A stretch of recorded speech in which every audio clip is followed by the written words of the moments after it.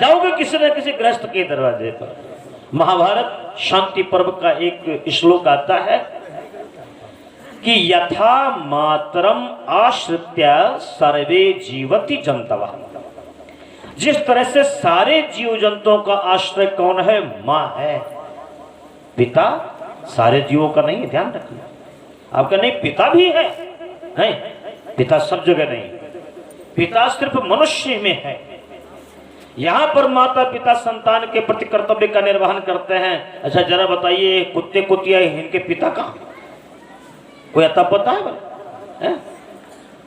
वो तो बेचारी कुतिया ही जानती बच्चे को कैसे पैदा करती है, कैसे पालती पोसती है, बिल्ली ही जानती है। ये जो बाकी जीव जंतु जो होते हैं, इनमें पुत्र का लालन पालन मां ही करती है, पिता की कोई जिम्मेदारी नहीं होती। महाभारत कहती है कि यथा मातरम आश्रित्य सर्वे जीवति जंतवः एवं ग्राहस्थ्यम आश्रिता वर्तन्ते इतराश्रम।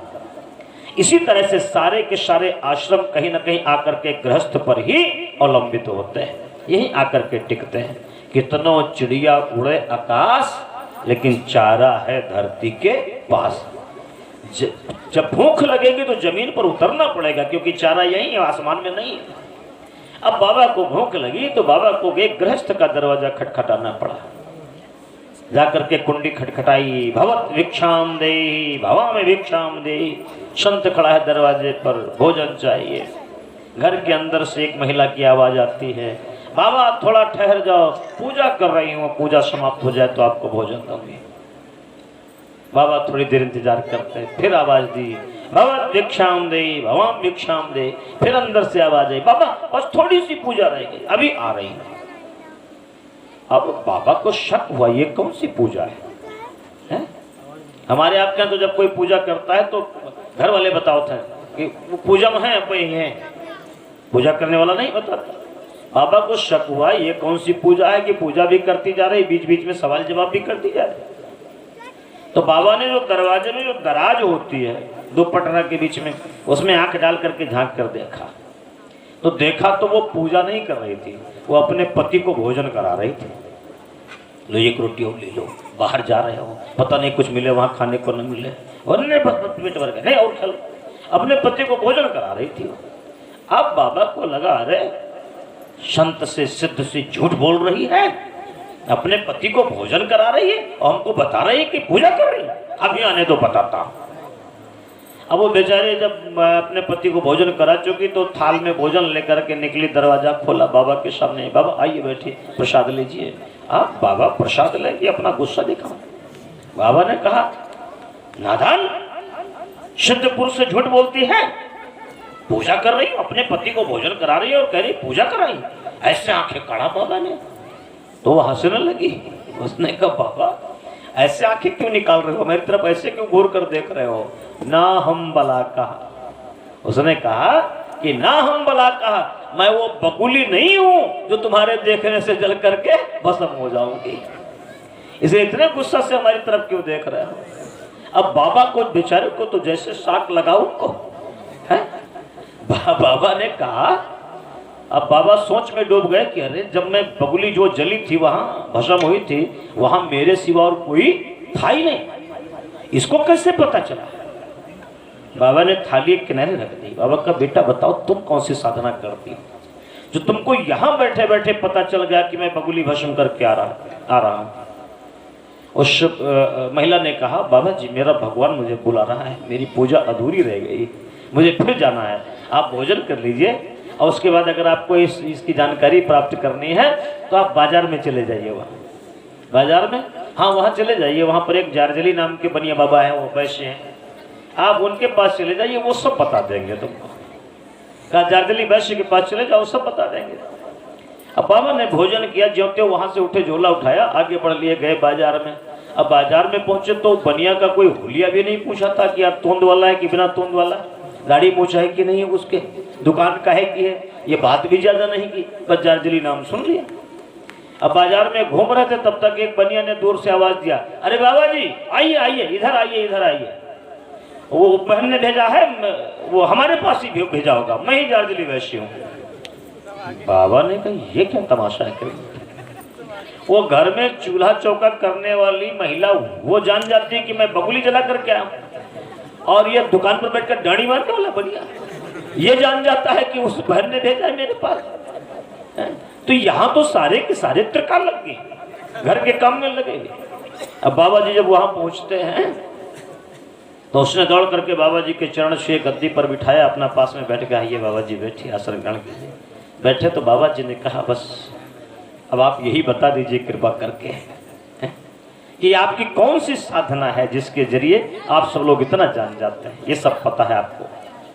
तो जार्जली वैश्य ने कहा महाराज जी सच्चाई ये है कि हम लोग गृहस्थ हैं, हमें अलग से साधना करने की जरूरत नहीं है, बस आप एक काम कर ले जाइए, जो नियम है गृहस्थ आश्रम के जीवन जीने के उनके अनुरूप जीवन जीना शुरू कर दीजिए। पिता का पुत्र के प्रति क्या कर्तव्य है इसका अक्षरशः पालन पिता कर ले जाए, ध्यान रखना। तो ये उसकी एक साधना है, ये ऐसे जीवन जीने की प्रक्रिया नहीं है, ये एक साधना है। यदि आपके बच्चे में कोई दोष आता है तो इसका जिम्मेदार कोई और नहीं हो सकता है, आप स्वयं होंगे जिम्मेदार। इसलिए आपकी ये जिम्मेदारी बनती है। आज यहाँ यज्ञशाला में संस्कार था यहाँ पर कुछ बच्चों का, ये आपकी जिम्मेदारी बनती है कि आप अपनी संतान को अच्छे संस्कार दे करके और राष्ट्र के एक अच्छे नागरिक के रूप में प्रतिष्ठित करें, प्रस्तुत करें। और इसमें कोई खोट आती है तो सारी जिंदगी आप इस दोष से मुक्त नहीं हो सकते, ध्यान रखना। आचार्य चाणक्य लिखते हैं कि माता शत्रु पिता बैरी इन बालो न पठिता, जो अपने बच्चे को शिक्षा न दे सके, जो अपने बच्चे को संस्कार न दे सके, जो अपने बच्चे को सुयोग्य न बना सके, वो माता पिता बच्चे के शत्रु और वैरी के समान है, ध्यान रखना। इसलिए बच्चों के प्रति माता पिता का क्या कर्तव्य है इसको आप समझिए, उसका अनुपालन कीजिए। और दूसरी बात, माता पिता के प्रति पुत्र का क्या कर्तव्य है इसका वो अनुपालन करें, इसका वो अनुपालन करें पूरी नीति नियम मर्यादा के हिसाब से। एक पति का पत्नी के प्रति क्या कर्तव्य है इसका वो अनुपालन करें, और एक पत्नी का पति के प्रति क्या कर्तव्य है उसका वो अनुपालन करें। और इस तरह से यदि आप गृहस्थ को सूत्रों के अनुसार बंद करके जीना शुरू कर देते हैं तो ध्यान रखना इसी में से सारी रिद्धियां सिद्धियां उगना प्रारंभ हो जाते हैं। अलग से कोई कर्मकांड करने की जरूरत नहीं है, यहीं पर आप जीवन को इस तरह से जियो ना, सूत्रों के अनुसार जियो। नहीं वहां जाकर के जियोगे, क्या जियोगे वहां पर साहब, बाबा जी वहां जाओगे। आपकी एक चीज और ध्यान देने की बात है, किसी के भी सिद्धि की परीक्षा संसार में ही होती है, जंगल में पहाड़ पर नहीं होती। एक बाबा जी थे, पहाड़ पर रहते थे, उनके विषय में चर्चा चली कि वो क्रोधजयी बाबा है, उनको गुस्सा नहीं आता है, क्रोध को जीत लिया उन्होंने। अब उनके कई चेले हो गए, बड़ी चर्चा उनकी, बड़ी ख्याति। एक दिन नीचे जो माता जी का मंदिर था वहां मेला लगा, तो उनके कुछ चले गए और कहा बाबा जी हमने वहां मंच बनाया है, चलिए आप सिद्ध पुरुष हैं, आप वहां भाषण दीजिए तो आपका प्रवचन सुन करके और जनता में कुछ परिवर्तन आएगा, लोगों को आनंद प्राप्त होगा। बाबा जी ने कहा चलो चलते हैं। अब वहां से आज कई वर्षों के बाद वो सिद्ध पुरुष पहाड़ी से नीचे उतरे थे, पब्लिक के बीच में आए थे। पब्लिक उमड़ पड़ी बाबा के दर्शन के लिए, इतनी भीड़, पांव पकड़े खातिर एकदम होड़ लगी। अब उसी में भीड़ में कोई समझ नहीं पाया, एक नौजवान चमड़ौधा जूता पहने था और बाबा नंगे पांव, और बाबा की उंगलियों पर उसकी बूट पड़ गई, उंगली चरमराई गई। आप जैसे उंगली पर बूट पड़ी है, बाबा जो क्रोधजयी बाबा थे, चिमटे घुसर दूंगा और उंगली बाबा एकदम बिल्कुल बौखलाए, उछल पड़े बाबा। वो नौजवान बेचारा चरणों गिर पड़ा कि कहो बाबा श्राप न दे दे। उसने कहा बाबा गलती हो गई, क्षमा करें प्रभु, क्षमा करें, गलती हो गई, गलती हो गई। बाबा को थोड़ी देर के लिए झटकाया। बाबा ने कहा बेटा गलती तुमसे नहीं होगी, गलती में तो मैं जी रहा था, गलती में मैं जी रहा था कि मैंने क्रोध को जीत लिया, क्रोध को जीत लिया। अरे क्रोध तो मेरे भीतर एकदम बिल्कुल काला किंग कोबरा की तरह से फन फुलाए बैठा था, उस पर कोई कंकड़ी मारने वाला नहीं था। आज तूने कंकड़ी मार दी तो मेरा क्रोध वो फन फुला करके बाहर निकल पड़ा। क्रोध मैंने जीता कहाँ था, क्रोध तो अभी शांत बैठा था मेरे भीतर। अब बाबा वहां से जब चले तो शिष्यों ने कहा बाबा कहाँ जा रहे हो? कहा जा, अब जाने तो मुझे रोको मत। तो कहा फिर उसी जंगल में जाओगे, फिर उसी पहाड़ पर जाओगे? बाबा ने कहा नहीं, अब उस जंगल में नहीं जाऊंगा, अब इस जंगल में जाऊंगा, जनता के बीच में, गांव में जाऊंगा, पब्लिक के बीच में जाऊंगा। इस जंगल में हमारी सिद्धि की परीक्षा होगी, इम्तिहान यहाँ होगा, यहाँ पर। अब इनके बीच में जाऊंगा, लोग हमको गाली दें, हमारा अपमान करें, हमारा तिरस्कार करें, हमारी खिल्ली उड़ाएं, हमारा उपहास करें, और उसके बीच में हमें गुस्सा ना आए तो समझो हमने क्रोध को जीत लिया है? मेरे मित्र, पहाड़ की चोटी पर बैठ करके और हम कहते हैं बड़े ईमानदार हैं साहब, हम एक पैसा की जवाबदारी नहीं करते, एक पैसा की बेईमानी नहीं करते। वहां है क्या तुम्हारी बेईमानी करने के लिए? है जरा बताओ। यहां जब बैठो धन का अंबार लगा हो तुम्हारे इर्द गिर्द आगे पीछे, और वहां पर तुम्हारी नियत न डगमगाए, वहां तुम्हारा ईमान ठीक ठाक रहे तो समझो ईमानदार। जो रुपया तुम्हारे सामने ढेर लगा हो और तब तुम्हारी नियत ठीक रहे, और तुम है ये नहीं तुम्हारे पास पैसा, तो बताओ ईमानदार। ईमानदार काहे की ईमानदार? भाई जी के जेब में पैसा नहीं, कहा हम खर्च नहीं करते हैं। अच्छा होए तब खर्च करिए, वैसे खर्च करिए। जी के जेब में होए और न खर्च करे तो समझ लो अपरिग्रही है, और है ये नहीं तो हम कहाँ खर्च करिए? झूठे कहते हैं घूमने जाओ हम खर्च नहीं करते, फिजूल खर्ची नहीं करते हैं क्या? फिजूल खर्ची मेरे कहूँ तो चाहिए, है नहीं? तो जहां तुम्हारे ईमान की परीक्षा यहाँ होगी, वहां नहीं होगी परीक्षा, तुम्हारे चरित्र की परीक्षा यहाँ होगी जनता के बीच में। जंगल में बैठे साहब बड़े चरित्रवान में, किसी के ऊपर गलत नजर नहीं डालते, वहां लोखड़ी सियार वहां घूम रहे हैं सब, किसके ऊपर गलत नजर डालते? यहाँ आओ और इस रंग बिरंगी दुनिया के बीच से जब गुजरो यहाँ पर, और इसके बीच में तुम्हारा चरित्र सुरक्षित रह जाए। हठ योगी बाबा गोरक्षनाथ कहते हैं कि न लग पातुरी आगे नाचे पीछे साज अखाड़ा, तब मंडप ले जोगी घूमे और अंतर वसे भंडारा। अब इस समाज में जब तुम आओ यहाँ पर, यहाँ तुम्हारा चरित्र सुरक्षित रहे, यहाँ तुम्हारा ईमान सुरक्षित रहे, तो तुम साधक हो।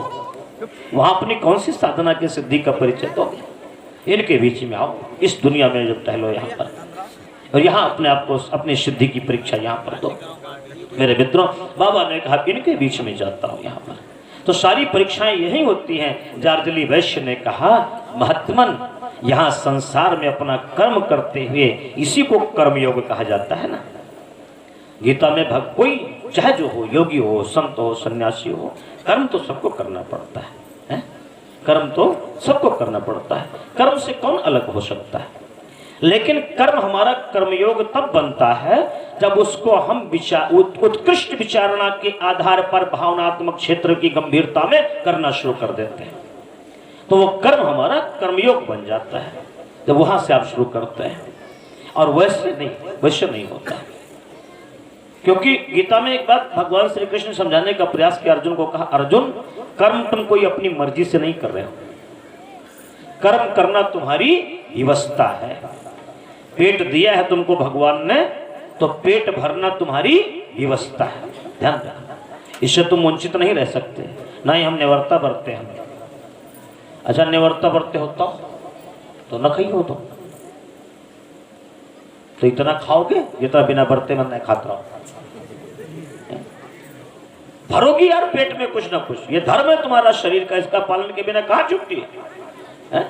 नवरात्रि बरते हैं तो नवरात्रि बरते हो 4 रोटी खा लेते हो छुट्टी हो जाता है, और नवरात्रि बरते हो तो घुनिया बंडा मूड़ा आलू पता नहीं क्या दिन भर छौकत खाद मूंगफली दाना लाओ, साबुदाना लाओ, है बरते हैं ना, मखाना लावा लाओ, है बरते हैं, सेब लाओ, केला लाओ, है बरते हैं, सारा दिन है बरते हैं, बरते सारा दिन फरार बनो खाओ,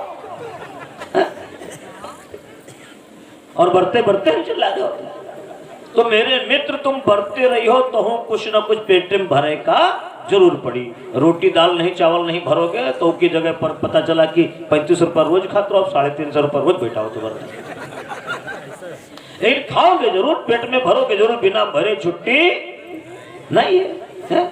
कुछ ना कुछ खाना पड़ेगा, चूंकि यह शरीर का धर्म है, इसका अनुपालन किए बगैर पुरुषत्व नहीं। ये गीता में कर्म करना तुम्हारी व्यवस्था है।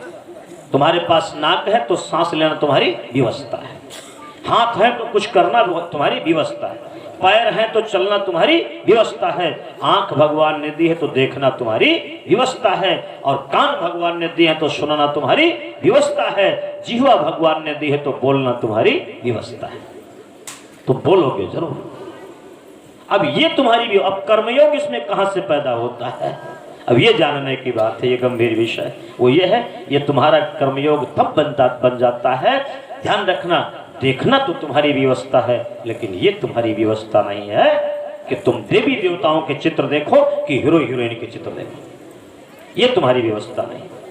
अब यहीं पर अपने दृष्टिकोण को जब आप मोड़ते हैं, भौतिकता से बदल करके आध्यात्मिकता की ओर ले जाते हैं, वह यही तुम्हारा देखना कर्मयोग बन जाता है। सांस लेना तुम्हारी व्यवस्था है, लेकिन ये तुम्हारी व्यवस्था नहीं है। तुम गंदगी में खड़े होकर के सांस लो कि फूलों की बगीचे में खड़े होकर के सांस लो, ये तुम्हारी व्यवस्था नहीं है। करना तुम्हारी व्यवस्था है, लेकिन तुम बुरे कर्म करो या अच्छे कर्म करो, ये तुम्हारी व्यवस्था नहीं है। ये तुम्हारे ऊपर निर्भर करता है, तुम जो चाहो सो करो। तुम्हारे पैर हैं तो चलना तुम्हारी व्यवस्था है, लेकिन ये तुम्हारी व्यवस्था नहीं है कि रात के अंधेरे में तुम नौटंकी नाच देखने जाओ कि यहां आकर के प्रज्ञा पुराण की कथा सुनो। ये तुम्हारे विवेक के ऊपर निर्भर करता है। कान है तुम्हारे पास तो सुनना तुम्हारी व्यवस्था है, लेकिन ये तुम्हारी व्यवस्था नहीं है कि तुम भागवत कथा सुनते हो, भजन कीर्तन सुनते हो और किसमें फिल्मी गाना सुनते हो, ये तुम्हारी व्यवस्था नहीं है। ये तुम्हारे ऊपर डिपेंड करता है, तुम्हारे ऊपर निर्भर है। तुम जो चाहो सो इससे कर सकते हो। और यही जब तुम अपने दृष्टिकोण को, अपने नजरिए को, अपने कर्म को इधर से उधर जब आप रूपांतरित करते हो, तो वही तुम्हारा कर्मयोग बन जाता है। बुरी दिशा में जाने के बजाय अच्छी दिशा में जब लेकर के चलते हो, यही तुम्हारा कर्मयोग बन जाता है। तो यहां से आरंभ कीजिए। जार्जली वैश्य ने कहा महात्मा जी से कि महात्मा जी, आपको लगता है, आपको एक बात और बताएं, एक घटना में याद आ रही है कि एक बार स्वामी विवेकानंद के साथ कुछ शिष्य साथ में थे और घूमते जा रहे थे। तो शिष्यों ने कहा कि स्वामी जी, ये कर्म योग कैसे बनता है, भक्ति योग, ज्ञान योग, कर्म योग, सब कैसे बनता है? स्वामी जी ने कहा चलो आगे दिखाते हैं। तो 3 लोग बजड़ी तोड़ रहे थे, पत्थर तोड़ रहे थे, हथौड़ी लिए। एक आदमी से पूछा, भैया क्या कर रहे हो? उसने कहा, बाबा जी, जब पेट में भूख की ज्वाला उठती है ना, तो बजरी भी तोड़नी पड़ती है, पत्थर भी तोड़ना पड़ता है। कहा अच्छा। आगे बढ़े, दूसरे से पूछा, वो भी पत्थर तोड़ रहा था। उससे पूछा, भैया क्या कर रहे हो? उसने कहा, महाराज जी, देखा बाबा जी को। कहा, बाबा जी, मेहनत की कमाई खाता हूँ, है पसीने की कमाई खाता हूँ, हराम की नहीं खाता। तीसरे आदमी के पास पहुंचे, वो भी बजड़ी तो काम वही कर रहे हैं तीनों। तीसरे आदमी के पास पहुंचे, उससे जाकर के कहा, भैया क्या कर रहे हो? उसने देखा बाबा जी दौड़कर चरण छुआ। कहा, भैया क्या कर रहे हो? कहा, महाराज कुछ पूछो मत, आज हमारा बड़ा सौभाग्य है, भगवान की बड़ी कृपा हुई हमारे ऊपर। कहा क्या? कहा, गरीब आदमी मेहनत मजदूरी करके पेट पालता था, कभी भगवान के मंदिर जाने का सौभाग्य नहीं प्राप्त होता था, लेकिन आज मैं अपना अहोभाग्य महसूस करता हूं। क्यों? क्योंकि आप देख रहे हैं ये मंदिर बना हुआ है ना, इसकी फर्श पड़नी बाकी है, और उसकी फर्श के लिए पत्थर तोड़ रहा हूं, बजरी तोड़ रहा हूं। अरे मैं मंदिर नहीं जाता हूं, लेकिन यह सोचकर मेरा हृदय गदगद है कि कम से कम मेरे हाथ की तोड़ी गई बजरी से मंदिर की फर्श बनेगी, जिस पर भगवान के भक्त पैर रख करके और भगवान तक पहुंचेंगे। इससे बड़ा सौभाग्य मेरा और क्या हो सकता है? मजदूरी तो जिंदगी भर करनी है। स्वामी विवेकानंद वहां से आगे बढ़े, कहा बस यही है कर्मयोग, का यही है सांख्य, यही है कर्म जो गीता में बताया गया है। एक व्यक्ति पत्थर तोड़ रहा है इसलिए कि भूख के लिए, पेट के लिए तोड़ रहा है, तो उसका कर्म केवल कोरा कर्म है। और दूसरे ने कर्म के साथ विचार जोड़ दिए हैं, ज्ञान जुड़ गया है, तो उसका स्वाभिमान खड़ा है कर्म के साथ, अहम खड़ा है कर्म के साथ। बाबा जी हराम की नहीं खाता हूं, मेहनत करता हूं तब खाता। उसने कर्म के साथ ज्ञान जोड़ दिया है, और तीसरे ने कर्म के साथ भावना जोड़ दी है। बस यहां कर्म उसका भक्ति योग बन गया, भावना जोड़ दी है। तो आप अपने घर में कर्म को किस भांति करते हैं? आपने देखा होगा कि वे बहनें, बड़े बड़े अश्वमेध हमारे यहाँ कार्यकर्ता बैठे हैं जो बड़े बड़े कार्यक्रमों में समयदान कर चुके हैं। आपको बताते हैं वे बड़े बड़े सेठों घर की महिलाएं जब बड़े बड़े यज्ञों में जाती हैं, जो अपने घर में कटोरी नहीं साफ करती, जो अपने घर में पोछा नहीं लगाती हैं, उनके घर में दो दो नौकरानी हैं चौका बर्तन झाड़ू करने के लिए। और ऐसे बड़े बड़े सेठों के यहाँ की महिलाएं जब जाती हैं अश्वमेध जैसे यज्ञों में, आपको बता दें तो वहां पर पूजा के बर्तन साफ करने के लिए छीना झपटी होती है। वहां पर ये हम धुलेंगे, वो हम धुलेंगे हैं। अच्छे खासे लोग भगोना साफ करते हैं, जला हुआ जुट जाते हैं, पछला रहे पता नहीं चलता है। और वो जो अपने घर में पोछा नहीं लगाते हैं, वो बहनें यज्ञशाला में अपना क्षेत्र निर्धारित कर लेती कि यहाँ तक हमको चौका लगाना है, यहाँ तक लिपाई हमको करनी है। जम करके करती हैं। क्यों करती हैं? उनको लगता है कि ये भगवान का काम है, बस ये लगता है कि भगवान का काम है। और यही अगर आपको अपने घर के कामों में लगने लगे कि ये भी भगवान का ही काम है, तो वही भक्ति योग बन जाएगा, वहीं से रिद्धियां सिद्धियां उगनी शुरू हो जाएंगी। मेरे भाइयों बहनों, जार्जली वैश्य ने कहा, महाराज जी आपको लग रहा था कि वो महिला अपने पति को भोजन करा रही थी, लेकिन सच ये नहीं था। सच ये था कि वो महिला भगवान को भोग लगा रही थी। बस ये समझने का अंतर है? समझने का अंतर है कि तुम इसको समझने का अंतर है बस, कि तुम क्या समझ रहे हो। तुम समझ रहे हो कि अपने पति को भोजन करा रही है, लेकिन वो अपने पति को नहीं भोजन करा रही। वो ये समझ करके भोजन करा रही है वो कि मैं भगवान को भोग लगा रही हूं, तो भगवान का भोग ही होगा। अगर बच्चों को नहलाना भी बहनें ये समझ लें कि हम शालिग्राम को नहला रहे हैं, तो वही भगवान की पूजा हो जाएगी है। भोजन कराना ये समझ लें भगवान को भोग लगा रही हैं। अपने घर के बर्तन साफ करना भी अगर ये समझ लें कि हम भगवान की पूजा के बर्तन साफ कर रही हैं, और घर में पोछा लगाना भी समझ लें कि हम यज्ञ भूमि पर लिपाई कर रही हैं, मेरे भाइयों बहनों, तो सारी रिद्धियां सिद्धियां इसी में से उगनी शुरू हो जाएंगी। तो आप कर्म को जो करते हैं उसके साथ आपकी विचारणा क्या होती है, उसके साथ आपकी भावना क्या होती है, बस यही जो है आपके कर्म को कर्म योग, ज्ञान योग, भक्ति योग की ओर परिणित करती है। और इसी में से रिद्धियां सिद्धियां उगनी शुरू हो जाती हैं। इस संसार का इतिहास गवाह है। ये समस्त माताएं बहनें बैठी हुई है आदिशक्ति का प्रतीक, और हमारे भाई लोग बैठे हुए हैं। मैं आपको बता दूं कि एक बहन अपने इस भारत देश की, जिसने गृहस्थ की साधना का अनुपालन किया था, तो उसके घर के आंगन में कोई और मंत्र नहीं जपा था। ओम पति परमेश्वराय नमः मंत्र का जाप किया था, तो उसके घर में, उसके जीवन में इतनी बड़ी सिद्धि आई कि ब्रह्मा विष्णु महेश तीनों को छोटे छोटे बच्चे के रूप में उसके आंगन में खेलने के लिए विवश होना पड़ा था। माता अनुसुईया ने डाल दियो पालना, और झूल रहे तीन देव बन करके लालना। ये कौन सी है? ये गृहस्थ की साधना का चमत्कार है, कहीं किसी तीर्थ यात्रा और किसी मंत्र जाप का चमत्कार नहीं है। ये कर सकते हैं, आप भी कर सकते हैं, बहनें भी कर सकती हैं। कैसे कर सकती हैं? बाहर फिर जाने की जरूरत ही नहीं पड़ेगी, और कोई व्यवस्था लाने की जरूरत ही नहीं पड़ेगी, है? यहीं से सब कुछ हो जाएगा। कैसे? आइए हम आप लोग सुनते हैं एक प्यारे से गीत के माध्यम से। घर ही का मंदिर बनैबे, सभी भाई बहन ताली बजाते हुए गाएंगे। और घर ही का मंदिर बनैबे, तीर्थ हम घूमे ना जेबे। घर ही का मंदिर बनैबे, तीर्थ हम घूमे ना जेबे।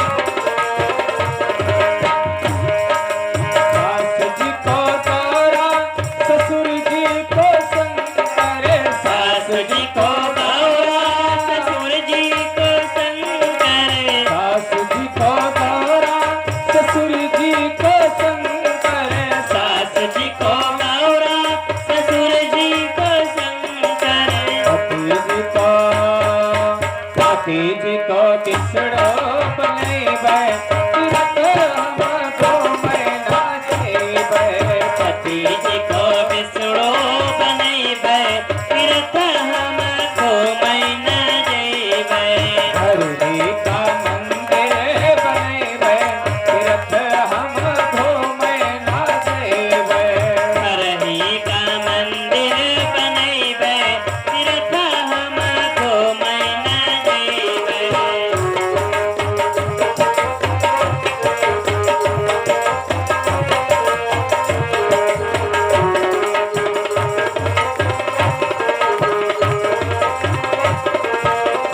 नंद जी को दुर्गा जेठानी को तुलसी ननद जी को दुर्गा जेठानी को तुलसी ननद जी को दुर्गा जेठानी को तुलसी ननद जी को दुर्गा जेठानी को तुलसी पुराने को देवे बनैबै तीरथ हम घूमै ना जैबै देवरानी को देवी बनैबै तीर्थ हम घूमै न जैबै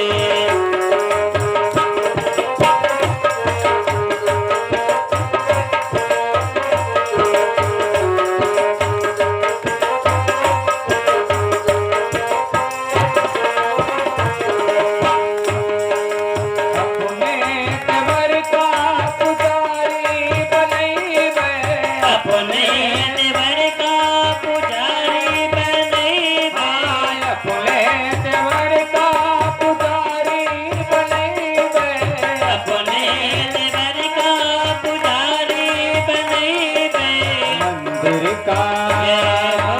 मंदिर का साजे सजैबै तीरथ हम घूमै ना जैबै मंदिर का साजे सजैबै तीर्थ हम घूमै न जैबै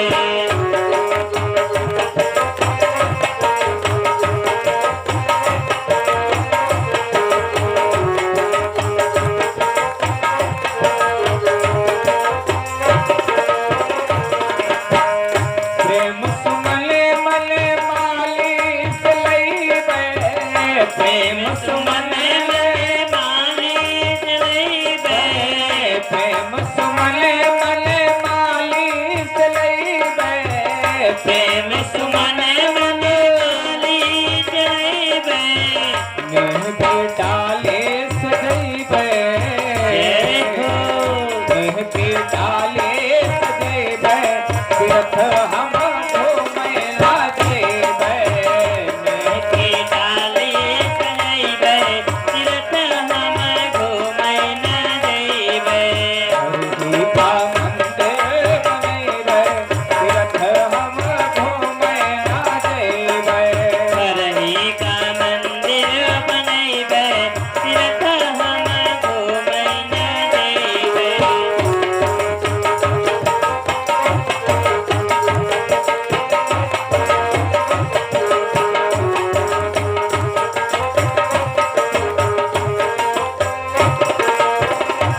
मीठी मीठी बाड़ी की घंटी बजैबै मीठी मीठी बाड़ी की घंटी बजैबै मीठी मीठी पतियन के मीठी मीठी पतियन के घंटी बजैबै मीठी मीठी बतियन के घंटी बजैबै ज्ञान के दीपक जलैबै जय हो ज्ञान के दीपक जलैबै तीरथ हम घूमै ना जैबै ज्ञान के दीपक जलैबै तीर्थ हम घूमै न जैबै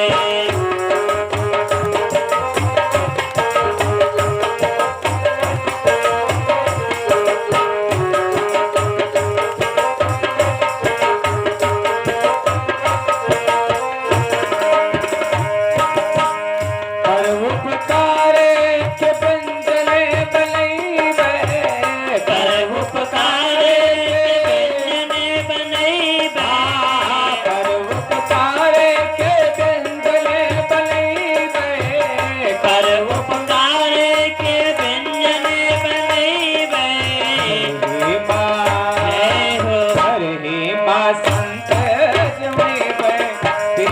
हम घूमे ना देबै घर ही बसंत जइबै तीरथ हम घूमै न जइबै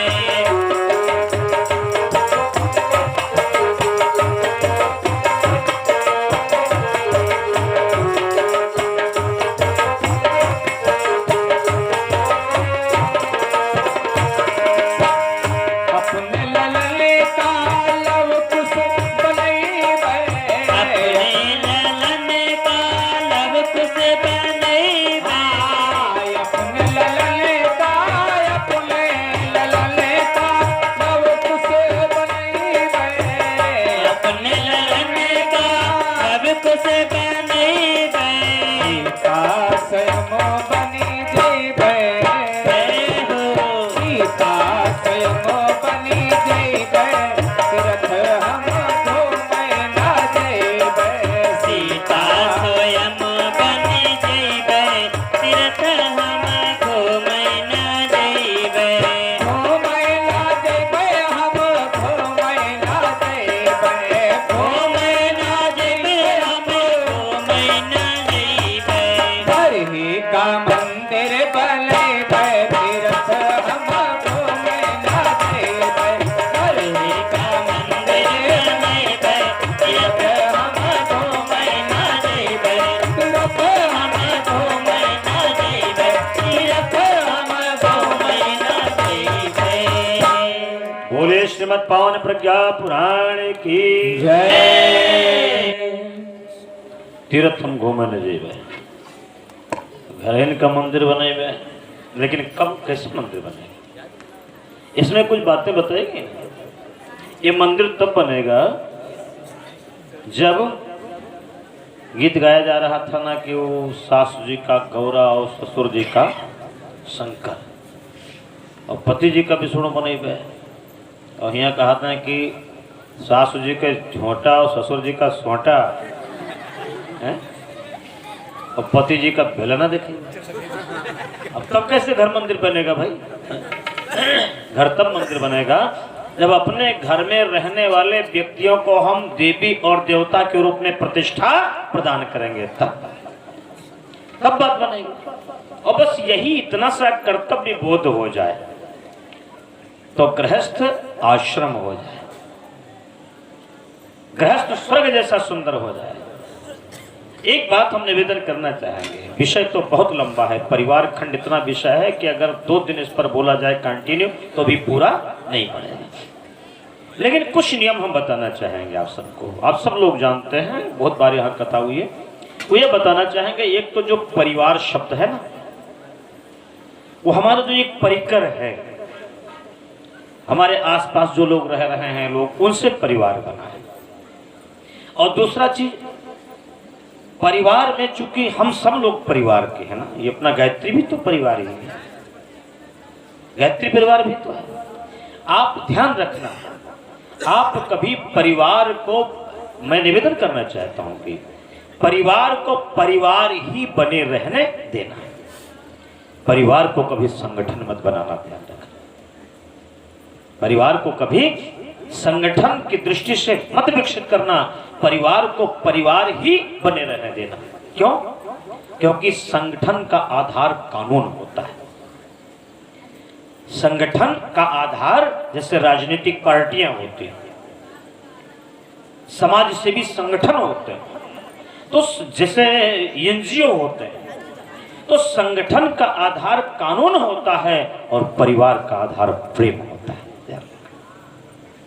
परिवार का आधार स्नेह होता है परिवार का आधार प्यार होता है प्रेम होता है परिवार में कभी कानून नहीं चलता ध्यान रखना क्यों क्योंकि परिवार हम उस परिकर को कहते हैं उस समूह को परिवार हम कहते हैं जानते हो परिवार में कोई प्रतियोगिता नहीं होती परिवार में कोई कंपटीशन नहीं होता परिवार में कोई तुलना भी नहीं हो सकती कैसे करोगे तुलना क्योंकि परिवार में हमारे भैया लवकुश जी बैठे हैं हमारे श्रवण भैया बैठे हुए हैं हमारे अन्य भैया बैठे हुए ऐसे युवा साथी बैठे हुए हैं जो 50-60 किलो की बोरी उठाकर कंधे पर रख करके और 1 किलोमीटर तक जा सकते हैं ये हमारे युवा बलशाली बलिष्ठ ये भी भाई बैठे हुए हैं परिवार में, ये भी परिवार में होते हैं। और परिवार में आपको बता दें, एक 80 साल का बुजुर्ग भी होता है जो चारपाई पर पड़ा है, न उठ सकता है, न बैठ सकता है, न कुछ कर सकता है, लेकिन वो सम्मान का पात्र है। ध्यान रखना, आप सुबह सो करके उठते हैं तो सबसे बुजुर्ग व्यक्ति का पैर छू करके उसका आशीर्वाद लेते हैं कि नहीं लेते? तो परिवार वह है जहां पर एक युवा बलिष्ठ भी है, और परिवार वह है जहां एक 80 साल का बुजुर्ग भी है, और परिवार वह है, ध्यान रखना, जहां एक 6 महीने का बच्चा भी है, जिसको हम गोदी में लेकर के दुलारते हैं, प्यार देते हैं, स्नेह देते हैं, कंधे पर बिठाते हैं, और वो हमारे कंधे पर अगर लघु शंका भी कर दे तो उसको उठा करके फेंक नहीं देते हैं, या फेंक देते हैं उसको, है? अगर लघु शंका कर दे, टट्टी कर दे, भाई दबे वो बच्चा हमारे कुर्ते के ऊपर, पेशाब कर दे कुर्ते के ऊपर, तो उसको उठाकर फेंक देंगे। जिंदगी फैला रहे हैं यहाँ पर, तो किसी लायक नहीं हो, रहने के लायक नहीं यहाँ पर, तो है ये तरीका है कोई? परिवार ऐसे नहीं चलता है। परिवार उस समूह का नाम है जहां पर हमारी माताएं बहनें भी हैं जो पर्दे के अंदर रह करके फिर भी घर की जिम्मेदारी का निर्वाह करती हैं। परिवार वो है जहां हमारे दादा दादी भी हैं, छोटे बच्चे बच्चियां भी हैं, और हमारे युवा साथी लोग भी हैं। अब एक युवा कैसे तुलना कर सकता है अपने परिवार में 80 साल के बुजुर्ग से कि सुनो, हम इतनी वजन बोरिया लेकर के जाते हैं, तुम बैठे बैठे कहीं हो? क्या तुलना परिवार में हो सकती है?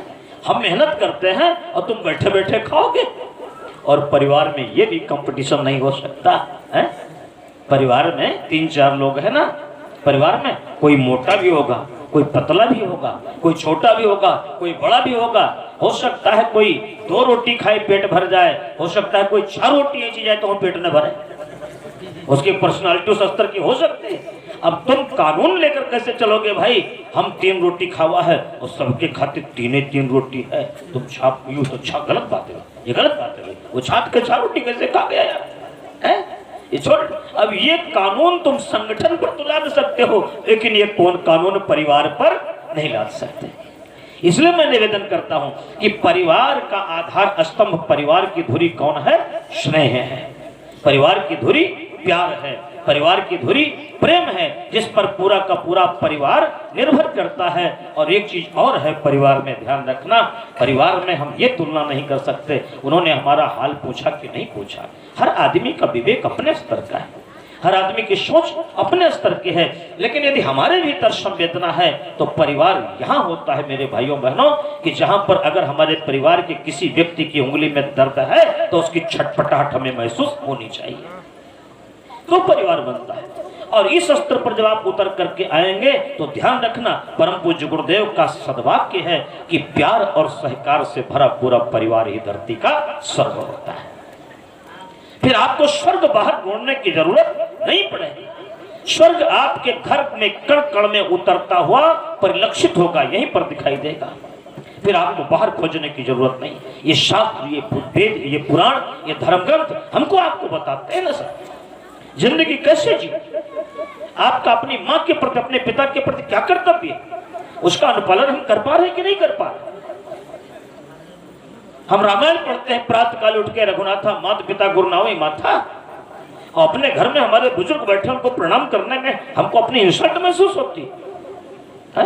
कैसे धरती पर तुम परिवार में स्वर्ग उतारो? ध्यान रखना, अपने बच्चों को अच्छे संस्कार जिन परिवारों में होता है, दूसरे मसूरी नोच रहो वैसे खवा दो। आप कैसे अपने बच्चों को राम और ध्रुव प्रहलाद के संस्कार देंगे, जरा बताइए तो अपने बच्चों को ऐसे संस्कार दें तब आपके घर में स्वर्ग उतरेगा। ये प्रक्रिया अपने घर में लागू कीजिए। आपके घर में ऐसा भ्रातृभाव हो, ऐसा प्रेम आपके घर में हो, भाई भाई में वो स्नेह हो कि दूर से देख करके लोगों को महसूस न हो। मैं आपको बता दूं, ये बड़ा सौभाग्य हमारा, मैं बड़े गर्व के साथ कहता हूं, कई बार मैं मंच से बोल जाता हूं बड़े गर्व के साथ, ये गुरुदेव की कृपा है और अहोभाग्य है। आपको बता दें, हम 3 भाई हैं, कभी हमारे गांव आना पड़े, संयोग बने तो आप देखिए, हम 3 भाई हैं। और मैं आपको गारंटी देता हूं, मैं हम तीनों भाई जब बैठ करके बातचीत करते हैं तो दूर से, सरोज भैया हमारे घर पर गए तो दूर से देखने वाला आदमी ये नहीं जान पाएगा कि ये तीनों भाई हैं, क्योंकि भाई तो आजकल ऐसे हैं कि एक पूर्वे लग मुके हुए, एक पश्चिमे लग मुके हुए, दूसरे से बोले नहीं एक दूसरे तो जान लो उस लग भाई है। ये माहौल है। और हमारे यहाँ अगर कोई देखेगा तो उसको दूर से ये लगेगा कि तीनों भाई नहीं है, ये तीनों बड़े गहरे दोस्त हैं और लागत है कईयों साल के बाद मिले। ये गुरुदेव की कृपा में अपना अहम नहीं, इसमें ये गुरु सत्ता की कृपा है कि ये वातावरण घर में बना हुआ है। और लगभग सब लोग गायत्री परिवार की विचारधारा से पूरा का पूरा परिवार ओतप्रोत है, किसी को बताने की जरूरत नहीं पड़ती, सबके सब। और मैं आपको बता दूं एक बात की और गारंटी, मैं यहाँ मंच से कथाएं तो बहुत कहता हूँ, हमारे बड़े भाई साहब कथा कहने नहीं जाते हैं, लेकिन जितना अध्ययन मिशन की साहित्य का उन्होंने किया है हमने उसका आधा भी नहीं किया है। जितना गुरुदेव की साहित्य उन्होंने पढ़ी है उसका आधा भी हम नहीं पढ़ पाए, हमको टाइम नहीं मिल पाया पढ़ने का। और मैं जानता हूं कि उनसे मैं व्याख्यान चाहे जितना मंच पर दे लूं, लेकिन अगर उनसे बातचीत करनी पड़ जाएगी तो हमें हारने पड़ेगा, क्योंकि उनको इतना नॉलेज है, इतना ज्ञान है, उन्होंने इतना वेदों का, शास्त्रों का अध्ययन किया है, उन्होंने सदग्रंथों का, गुरुदेव की साहित्य का इतना अध्ययन किया है। और मैं एक तो मैं इसलिए कह रहा हूं कि ये बात घर घर में स्थापित होनी चाहिए। कि मैं जब आपको बता दूं 90-91 की बात है, हमारी माताजी नाराज रहती थी, मैं बाहर कार्यक्रम कराने जाता था तो वो दोस्त सारा हमारे बड़े भाई को देते थे, कहते हैं यही बर्बाद के ही का, यह बर्बाद के। और मैं जाता था तो पूछत रहे, कहता है कि मतलब कुछ कराओ भरा है कि उसे साइकिल उठा चल दी, वो पूछते थे। मैं इस मुकाम पर पहुंचा हूं तो हमारे देवतुल्य बड़े भाई साहब की बड़ी कृपा है, इस पर उनका आशीर्वाद। और मैं आपको बता दूं ये सूत्र जो उनकी तरफ से है, आज भी अगर उनको घर खेत की मेड़ पर लगा हुआ एक, जबकि शाह सफेदी के मालिक है मंडरी का उतार, कुछ भी करे वो कोई रोकने वाला नहीं है, लेकिन फिर भी अगर उनको खेत की मेड़ पर लगा हुआ एक बबूल का पेड़ बेचना है तो मैं यहाँ कलुआपुर में बैठा हूँ, हमसे फोन करके पूछेंगे तो ठेकेदार इतना देता है, दे दी हो कि नदी, जबकि चाहे जितने दे दे कोई रोकने वाला नहीं, लेकिन फिर भी ये वो जो उनका कर्तव्य है उसमें वो कतई रत्ती भर चूक नहीं करते हैं। हम इसलिए निवेदन करते हैं कि ऐसे ही परिवार चाहिए घर घर स्वर्ग बसाने को है। ये भ्रातृत्व प्रेम आपके भीतर होना चाहिए कि राम भरत की कथा आपके परिवार में भाई भाई के प्रेम से झलके तो गुरुदेव का सपना साकार होगा धरती पर स्वर्ग उतारने का। ऐसे थोड़ी साकार होगा ये। आपके घर में बहनों में इतना प्रेम हो कि कभी किसी को पता न चले, है? कभी किसी को पता न चले साहब ये कौन है, कितने घर की आई हैं, इनमें इतना एकत्व हो, इतना प्रेम हो यहाँ पर कि वो तीन बैठ जाएं आपस में बहुए हैं तो पता न चले कौन है। हंसी खेल में, ऐसे मजाक में सारा का सारा काम निपटता रहे। ये एकता परिवार के अंदर में होनी चाहिए। हम एक दूसरे के प्रति कर्तव्य बोध हो, हमारा घर स्वर्ग जैसा सुंदर बनता हुआ चला जाएगा। और आपके यहाँ जो कि परिवार की धुरी कहाँ से शुरू होती है मेरे मित्रों, यहाँ से शुरू होती है, पति पत्नी से शुरू होती है। और पति पत्नी के संबंध की जहां तक बात है मैं आपको बता दूं, ये पति पत्नी का रिश्ता, दुनिया में सारे रिश्ते शारीरिक होंगे लेकिन पति और पत्नी का रिश्ता आत्मा का होता है। ये शरीरगत नहीं होता है, आत्मगत होता है। राधेश्याम जी ने लिखा है कि पति पत्नी का संबंध सदा, पति पत्नी का संबंध सदा आत्मिक संबंध कहता है, आत्मिक संबंध कहता है, आत्मिक संबंध कहता है। और धरती से लेकर गगन तलक, धरती से लेकर गगन तलक ये नाता माना जाता है, धरती से लेकर गगन तलक यह नाता माना जाता है, धरती से लेकर गगन तलक यह नाता माना जाता है। ये रिश्ते हृदयगत होते हैं, शरीर दो होते हैं, आत्मा एक होती है। माता सीता जब भगवान श्री राम जब वनवास को गए और जब केवट ने जब गंगा पार किया, उस पार उतरे हैं तो उतरे ठाड़े हुए सुरसरी रेता, सिय राम गुह लखन समेता। केवट उतरे दंडवत कीन्हा और प्रभु सकुचे यही कछु नहीं दीन्हा। प्रभु श्री राम के भीतर संकोच होता है, कहते नहीं है? कहते नहीं है, संकोच होता है कि मैंने केवट को उतराई नहीं दी। और उनके हृदय की भाषा को माता जा रही, वो पत्नी कैसी और वो पति कैसा है। गोस्वामी जी लिखते हैं कि पिया ही की सिए जाननी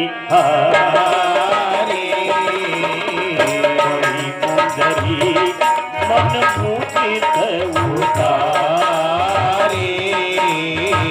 पिया ही की सिए जाननी मन पूजित उतारे,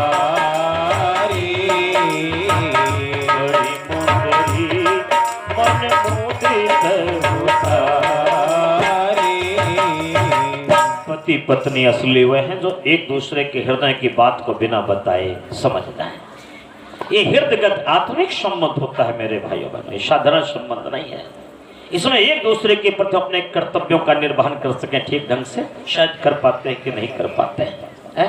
लेकिन ध्यान रखना, मैं आपको बता दूं, इस संसार में ऐसी पत्नियां हुई हैं जिन्होंने एक शराबी मुंशी राम को स्वामी श्रद्धानंद सरस्वती बना दिया। जिन्होंने एक शराबी पति, ये तो आप बहुत से लोग बता सकते हैं पति खराब है तो छोड़ दो, अरे पति खराब है तो ठीक कर लो उसको। ऐसी साधुवियां हुई संसार में कि एक पत्नी अपनी तपस्या अपनी साधना पर उतर आई तो मुंशी राम जैसे शराबी आदमी को श्रद्धानंद सरस्वती बना दिया। एक पत्नी अपनी साधना पर उतर आई तो एक महामूर्ख को महाकवि कालिदास बना दिया, विद्योतमान है। और मैं आपको बता दूं, ये सिर्फ कर्तव्य पत्नियों का नहीं है, पतियों का भी कर्तव्य बनता है। सुभद्रा कुमारी चौहान जी जो राष्ट्रीय कवि है और जिन्होंने विभिन्न कविताएं लिखी हैं, झांसी खूब लड़ी मर्दानी वो तो झांसी वाली रानी थी, वीरों का कैसा हो बसंत, ये सब जिन्होंने कविताएं लिखी हैं। सुभद्रा कुमारी चौहान जी जब मंच पर खड़ी होती थी तो बोला करती थी कि दुनिया में बहुत सारे उदाहरण हैं लेकिन मेरे पास एक उदाहरण है। क्योंकि उनका जब विवाह हुआ, प्रयाग में थी, जन्मी थी, उनका विवाह हुआ कहाँ, खांडवा के लक्ष्मण सिंह के साथ। और वहां जब विवाह हुआ उनका तो यहाँ से कम पढ़ी लिखी थी, अपने पति के पास पहुंची और लक्ष्मण सिंह से कहा कि हम और पढ़ना चाहते हैं। लक्ष्मण सिंह ने कहा अगर तुम पढ़ना चाहते हो तो किसी चीज की कमी नहीं, एडमिशन करवाया, उनको पढ़ाया लिखाया। आजकल यहाँ तो पति का घर मेरी पढ़ाई चलिए चौका चौड़ा कर दो, पढ़ाई जाते हैं यहाँ, हाँ तो कौन नौकरी करे कर, बड़ी डीएम बने जाते हैं, पढ़े जाते हैं, झाड़ू लगाओ, पहले चाय बनाओ तो पढ़े बाजी तो।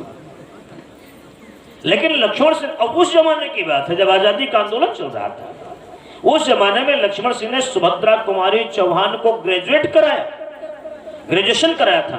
और काव्य के क्षेत्र में किसी मंच पर जाने से उनको रोकते नहीं थे। आजादी का आंदोलन चल रहा था, माखनलाल चतुर्वेदी और लक्ष्मण सिंह दोनों मिलकर के एक कर्मवीर पत्रिका निकालते थे अंग्रेजों के खिलाफ।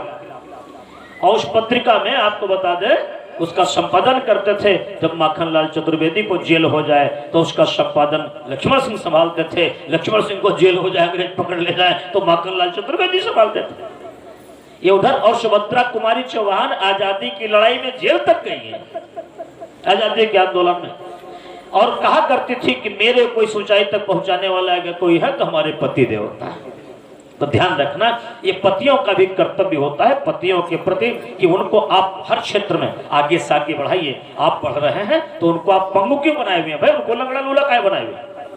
आप बढ़ रहे हैं तो आप उनको भी आगे बढ़ाने का प्रयास कीजिए, कोशिश कीजिए, उनको भी शस्त्र पर आगे लेकर के चलिए। एक दूसरे के प्रति हम उनकी भावनाओं को भी समझें। और जहां ऐसी स्थितियां होती हैं मेरे मित्रों, मैं निवेदन करना चाहूंगा, ध्यान रखना, लड़ाई झगड़े थोड़ा सा मन मुटाव तो चलता ही रहता है। हमारे आपके घर में मैं निवेदन करना चाहूंगा, आप सब लोग एक गांठ बांध लें। जानते हो क्या, आप लोगों को अपने विवाह की तिथि याद है कि नहीं याद है? मुश्किल है, हाँ याद कीजिएगा, याद हो जाए तो अपना आप विवाह दिवस जरूर मनाइए, हैं? ज्यादा खर्चा मत कीजिए। हमारे गायत्री परिवार के कार्यकर्ताओं को बुला लीजिए, आसपास में जो हो उनको बुला लीजिए और घर में एक दीप यज्ञ कर डाल दीजिए और बढ़िया विवाह दिवस मना लीजिए। इससे क्या फायदा होगा? गुरु जी कहते हैं ये गीत है हमारे यहाँ कि कृपा करके विवाह उत्सव मनाना याद रखिएगा और हुए थे 1 से 2 वह जमाना याद रखिएगा। है? अगर संबंध फीके पड़ गए हो कुछ वजहों से, बीच में झगड़ा होता रहता है, मनमुटाव होता रहता है, मुफुल्ली फुल्ला होता रहता है, ये होना भी चाहिए। इसलिए होना चाहिए क्योंकि इसमें थोड़ी थोड़ी ताजगी आती रहती है। सवेरे तई पुटन पुटन भवा, संध्या कहन फिर चलो खाओ कहन, चलो खाओ कहन, तो क्या खाई चली ऐसे कस के चले। तो ये घर में इसमें ताजगी आती रहती है, मनमुटाव होना चाहिए। लेकिन एक मैं निवेदन करना चाहूंगा, झगड़ा पति पत्नी में चाहे जितना हो जाए लेकिन बोलचाल नहीं बंद करना चाहिए। अगर बोलचाल बंद कर दिया तो वो जैन धर्म के आचार्य तरुण सागर जी कहा करते थे कि यदि बोलचाल बंद हो जाता है तो सुलह समझौता के सारे रास्ते बंद हो जाते हैं। संवाद की प्रक्रिया होनी चाहिए। हमने कल भी कहा था कथा में कि संवाद की प्रक्रिया हमारी नहीं समाप्त होनी चाहिए। आजकल जो ये डिजिटल जमाना जो है ना साहब, सोशल मीडिया का, व्हाट्सएप का, फेसबुक का, इससे हमारा ये घाटा हो रहा है, एक नुकसान हो रहा है। मैंने कल कहा था, इसकी चर्चा की थी, आज फिर उसको फिर से कह दे रहा हूँ। इसमें हमारा एक घाटा हो रहा है। कई बार हम अपनी गोष्ठियों को, अपने कार्यक्रमों को व्हाट्सएप पर, फेसबुक पर डाल देते हैं, पूरा बना करके डाल दिया, छुट्टी, बात खत्म, बात खत्म। अब किसी से फोन करके मेरे को बताना थोड़ी यार, तुम देखो तो अपने आप चले आओ, न देखो तो तुम जानो तो और कर जाना। मान लो किसी के पास ये फोन नहीं है भैया, ये चौकंठा वाला, तो क्या करें? और इसके जरिए हम इतने से अगर इतनी समझ लेते हैं तो एक सबसे बड़ा नुकसान ये हो रहा है कि हमारी संवाद की प्रक्रिया धीरे धीरे समाप्त होती हुई चली जा रही है। अरे वो देख लेगा मोबाइल पर तो आ जाएगा, लेकिन यदि आप बात करते फोन करके, उससे कोई खर्चा नहीं लगता बंधु, बात कर लेते तो शायद हो सकता है आप उसकी परिस्थितियों को भी समझ जाते। वो अपनी बात आपसे भी कह सकता था, अब वो व्हाट्सएप पर तुमसे अपनी बात कैसे कहे? तुमने तो कर दिया, छुट्टी मिल गई। करो, अच्छी बात है, ये सोशल मीडिया की क्रांति, ये क्रांति अच्छी है, इससे आप बहुत दूर तक पहुंच रहे हैं। लेकिन ध्यान रखना, हमारी संवाद की प्रक्रिया, जो शब्दों की प्रक्रिया है, जो बातचीत की प्रक्रिया है, ये कभी भी समाप्त नहीं होनी चाहिए। इसको आप निरंतर जारी रखिए, इसको आप समाप्त होने न दीजिए। एक दूसरे से बातचीत जरूर करें। बहुत सारी चीजें हैं जो आदमी सोशल मीडिया पर आपसे नहीं कह सकता, क्योंकि उसको कई लोग जानेंगे जो आपको अकेले में बताना चाहता है। आप फोन करेंगे तो अपनी परिस्थिति आपको बता सकता है आपके कान में, लेकिन उसको लिख करके फेसबुक पर नहीं डाल सकता है। ध्यान रखना। और जब ये संवाद की प्रक्रिया टूटती है तो धीरे धीरे हमारा स्नेह संकुचित होता हुआ चला जाता है, ये भी टूटता है। इसलिए बातचीत जारी रखनी चाहिए। पति पत्नी में भी झगड़ा हो जाए तो बोलचाल नहीं बंद करना चाहिए। बोलचाल बंद हो जाता है, बड़ी दिक्कत होती है। एक बार आपको बता दें, एक घर में पति पत्नी में झगड़ा हो गया, अब बोलचाल बंद, न पति पत्नी से बोले, न पत्नी पति से बोले, बाकी काम घर का चलता था। जैसे बाजार जा रहा है तो पत्नी कागज पर लिख करके चिट्ठी, लौकी, कद्दू, हल्दी, पिसी हुई, चीनी 2 किलो, तेल 2 किलो, फॉर्च्यून वाला, अब लिख करके और डाल दी। बातचीत नहीं हो रही।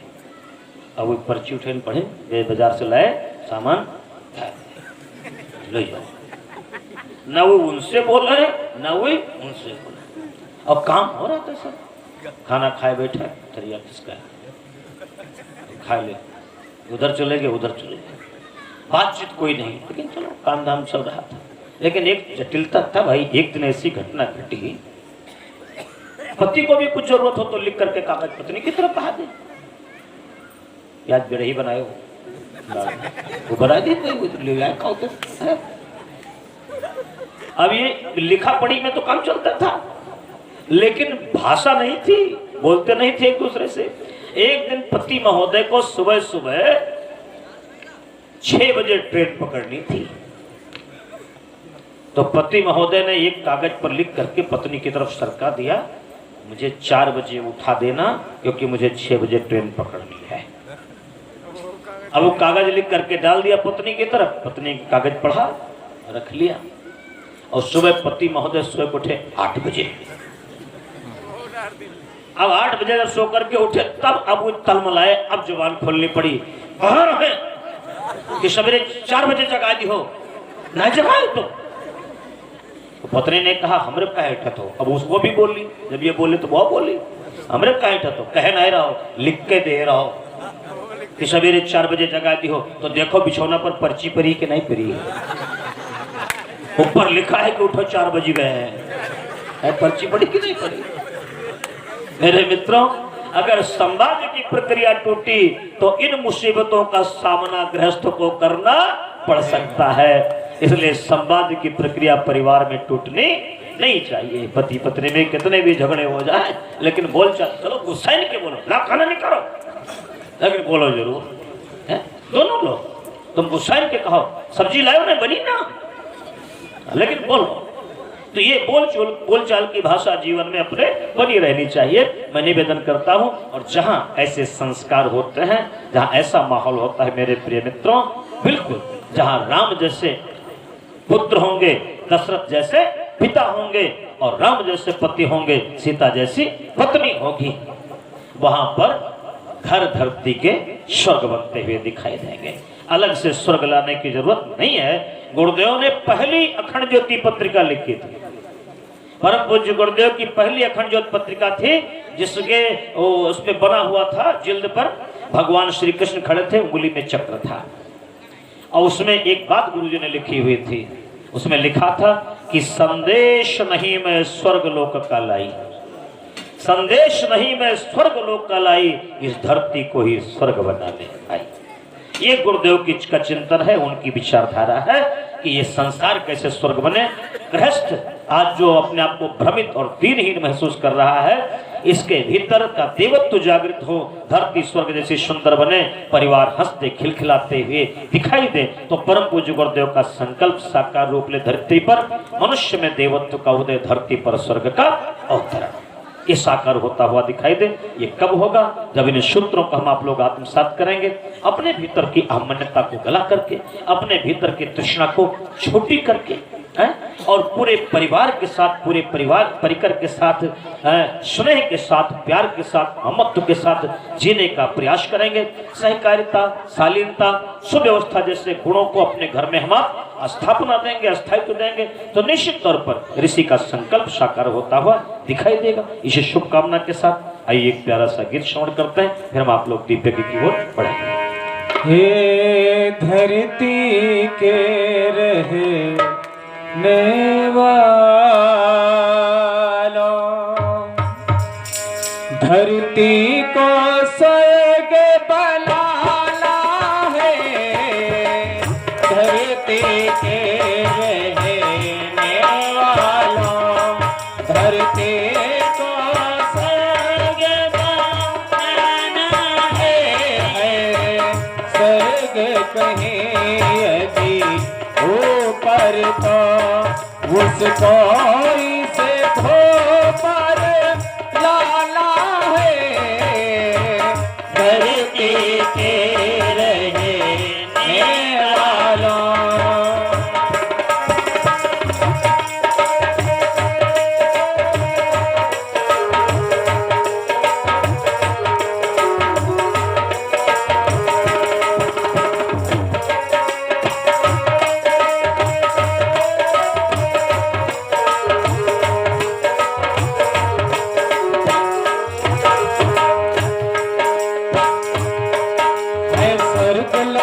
इस धरती पर ऊपर अथवा अनंत नहीं है, स्वर्ग लोक इस धरती पर ऊपर अथवा अनंत नहीं। तुम उसको यही तलाश करो, ढूंढने न जाओ और कहीं, तुम उसको यही तलाश करो, ढूंढने न जाओ और कहीं। अपने पुरुषार्थ प्रयत्नों से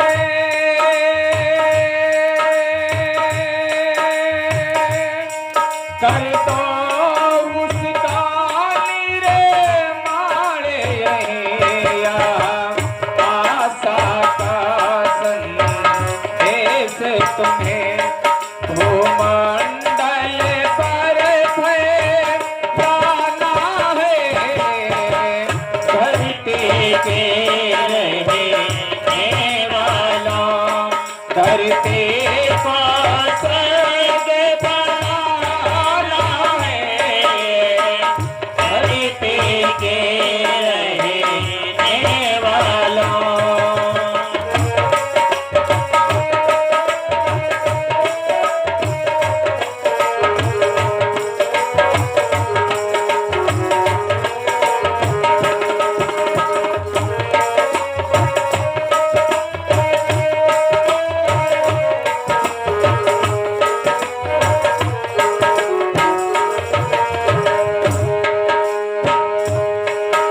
पुत्र पति पत्नी भाई भाई में हो प्यार जहाँ हो पिता पुत्र पति पत्नी भाई में हो प्यार जहाँ देवरानी और जेठानी में हो प्रेम पूर्ण व्यवहार जहाँ देवरानी और जेठानी में हो प्रेम पूर्ण व्यवहार जहाँ हो सास बहू भाभी